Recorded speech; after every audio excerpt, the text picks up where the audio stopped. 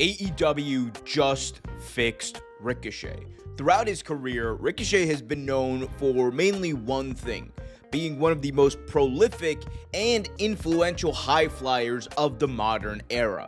And that is something that carried him throughout his entire career, whether it was on the Indies, in New Japan, or in WWE. However, one of the biggest criticisms that he had both in his time in WWE and when he first signed with All Elite Wrestling in August of 2024 was that there was a ceiling on what Ricochet could do. He wasn't a good promo. He wasn't able to get you invested in a match like other wrestlers would. And he was never going to be the guy who was known for his character work. He was always going to be an in-ring good hand. And when you look at what Ricochet is able to accomplish in the ring, there's an argument to be made that calling him a good hand is pretty much a slap in the face. However, it goes beyond that. There was always a perception that Ricochet would never develop into a good character. Yet, what we're seeing on AEW television right now is arguably the best work of Ricochet's entire career. Ricochet right now is a madman, a man who is haunted by the traumas of his past, a man who is haunted by the criticisms of both his peers and fans, and a man who has reinvented himself into one of the more interesting gimmicks in pro wrestling today. And it all started off with the humiliation, something that fans had criticized to great length, myself included, because when Ricochet came out in front of that crowd in Washington, D.C.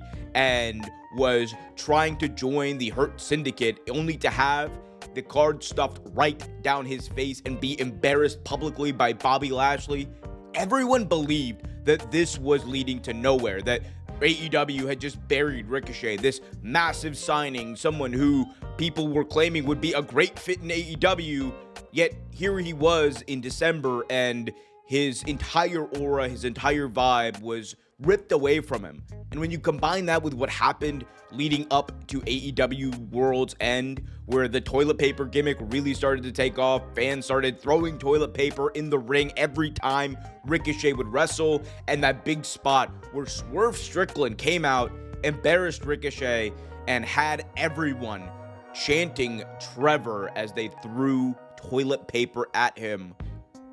Everyone thought that that was the end of all of this. Like, Ricochet would never come back. He would never be able to reclaim himself.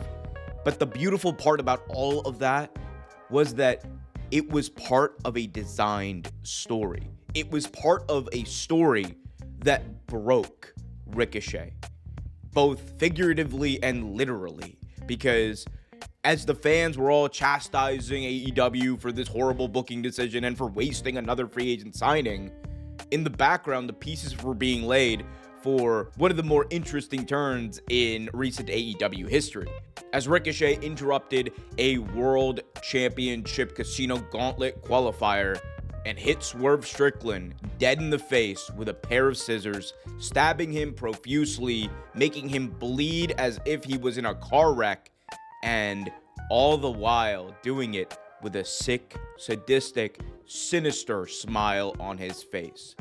This wasn't Trevor. This wasn't Ricochet. This wasn't the same person that we had just seen humiliated.